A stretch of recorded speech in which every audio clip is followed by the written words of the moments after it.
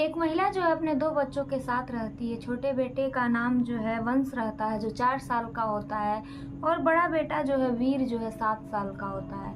महिला अकेले रह रही थी, वह नौकरी करती है।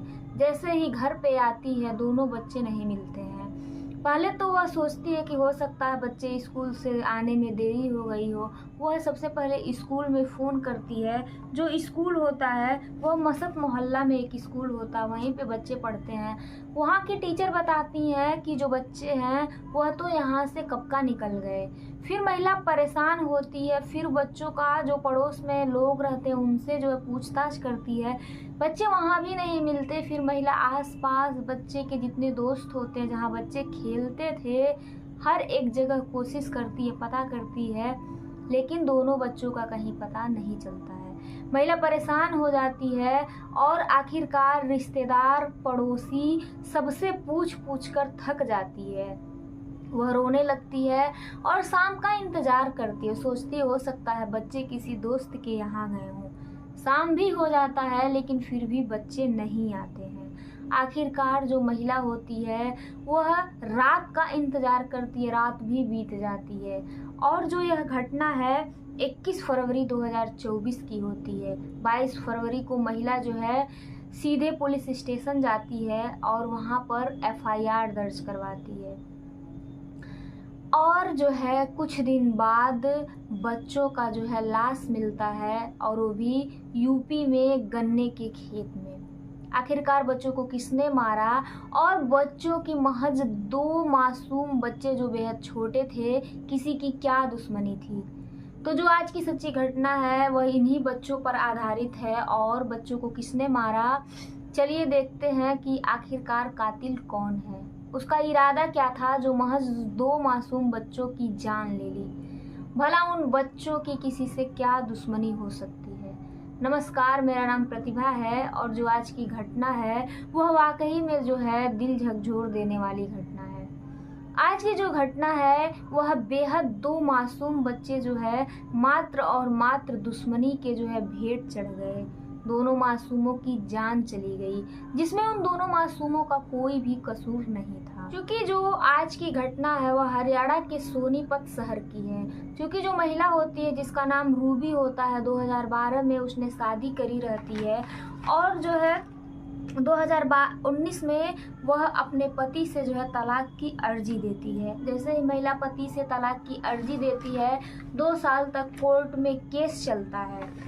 अब वो महिला के इसी बीच 2 बच्चे हो जाते हैं। छोटा बेटा 4 साल का और बड़ा बेटा 7 साल का, जिसका नाम वंश और वीर रहता है। महिला का नाम रूबी रहता है। कोर्ट में जब जज साहब पूछते हैं कि आखिरकार दोनों के बीच मामला क्या है, तो दोनों कहते हैं हमें एक दूसरे के साथ नहीं रहना है, हमें तलाक चाहिए। तलाक तो मिल जाता है, लेकिन बात आता है बच्चे की कस्टडी का। आखिरकार बच्चा किसके पास रहेगा। रूबी कहती है कि बच्चे को मैं संभाल सकती हूँ, बच्चा मेरे पास सुरक्षित रहेगा। उसका पति कहता है कि मेरे घर में अन्य सदस्य भी हैं, मेरा परिवार बड़ा है और बच्चे को मैं ही अपने पास रखूँगा। चूँकि रूबी काम करती है, इसलिए बच्चे की कस्टडी जो है रूबी को ना दिया जाए। दोनों की बातें सुनने के बाद आखिरकार कोर्ट का फैसला आता है और बच्चे को जो है रूबी को दे दिया जाता है। रूबी जो उसकी माँ होती है, सब कुछ ठीक ठाक चल रहा होता है, दोनों बच्चे काफ़ी खुश रहते हैं। और आखिरकार जो माँ होती है वह नौकरी करके दोनों बच्चों का अच्छे से भरण पोषण करती है। बच्चे स्कूल जाने लगते हैं और जो रूबी होती है, उसके जो पति होते हैं वह बिल्कुल भी कोई भी मतलब एक दूसरे से नहीं रखते थे। जब भी थोड़ा मन करता था, रूबी के पति आते थे और बच्चों से थोड़ा मिल लेते थे, लेकिन रूबी से उनका जो है कोई भी मतलब नहीं था। धीरे धीरे दोनों बच्चे पढ़ने लगते हैं और रूबी ने मसत मोहल्ला में उन दोनों का एडमिशन करवा दिया रहता है। एक रोज़ जो है जैसे ही 21 फरवरी 2024 होता है, रूबी काम से घर आती है, बच्चे नहीं मिलते हैं, काफ़ी परेशान होती है। हर जगह खोजने के बाद भी जब बच्चे नहीं मिलते हैं तो 22 फरवरी 2024 को सिविल लाइन थाना होता है, वहाँ पे एफआईआर दर्ज कराती है अपहरण का। वहाँ के जो एसएचओ होते हैं भरोसा दिलाते हैं कि बच्चे खोज लिए जाएंगे, तुम परेशान ना हो। साथ ही साथ जो माँ होती है रूबी, उनसे जो वहाँ के इंस्पेक्टर होते हैं पूछते हैं कि क्या तुम्हारी किसी से दुश्मनी है, तो वह बताती है कि मेरा जो है 2019 में तलाक हुआ था और मैंने जो है राहुल कुमार नाम के व्यक्ति से शादी करी है। हमारा कोर्ट में कस्टडी बच्चों को लेकर के काफ़ी ज़्यादा बहस भी हुआ था और हो सकता है कि मेरे पति राहुल कुमार ने ही बच्चों को मारा हो। पुलिस यह सुनते ही तुरंत राहुल कुमार के पास जाती है, उससे कड़ाई से पूछताछ करती है, लेकिन राहुल कुमार बताता है कि मैंने बच्चों को नहीं मारा, मैं बच्चों से बेहद प्यार करता था और आखिरकार मैं बच्चों को क्यों मारूंगा। जब भी पुलिस उससे पूछताछ करती वह ऐसे ही जवाब देता। अब पुलिस कहती है कि यदि तुम्हारा किसी पे शक हो तो तुम बताओ। तब राहुल कुमार कहता है कि मेरी पत्नी ने ही दोनों बच्चों को मारा है, आप उससे अच्छे से पूछताछ कीजिए। पुलिस जो है अब रूबी के पास जाती है, उससे पूछताछ करती है। रूबी कहती है कि मेरे पति की ये चाल है, अपने बच्चों को मार करके मुझ पे इल्ज़ाम लगा रहा है। फिर एक बार पुलिस राहुल कुमार के पास जाती है, फिर कड़ाई से पूछताछ करती है। राहुल कुमार बताता है कि मैंने और रूबी ने लव मैरिज किया था, हम दोनों एक फैक्ट्री में काम करते थे और शादी के बाद सब कुछ ठीक ठाक था, 2 बच्चे हो गए थे। लेकिन जो रूबी थी उसका उसी फैक्ट्री में एक आदमी जिसका नाम नितिन था, उससे दोस्ती हो गई। पहले तो यह दोस्ती थी, लेकिन बाद में धीरे धीरे दोनों के बीच प्रेम हो गया।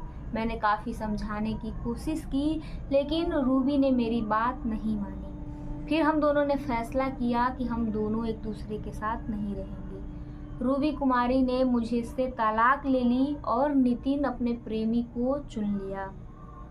बच्चे की कस्टडी भी रूबी के पास थी। जैसे ही पुलिस यह बात सुनती है, उसे लगता है कि हो ना हो कहीं ना कहीं जो राहुल कुमार है वह सही बोल रहा है।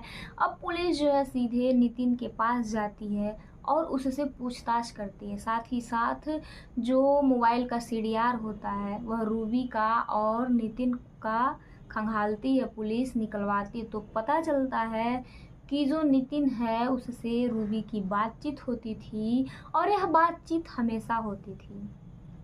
अब पुलिस जो है फिर नितिन से पूछताछ करती है और आखिरकार नितिन जो है टूट जाता है।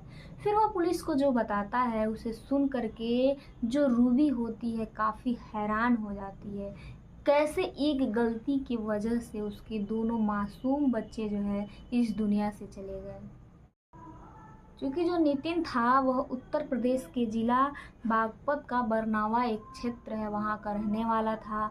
वह रूबी से प्रेम करता था, लेकिन जैसे ही रूबी को बच्चों की कस्टडी मिल जाती है, जो नितिन है वह रूबी से तो प्रेम करता है लेकिन बच्चों से नफ़रत करने लगता है।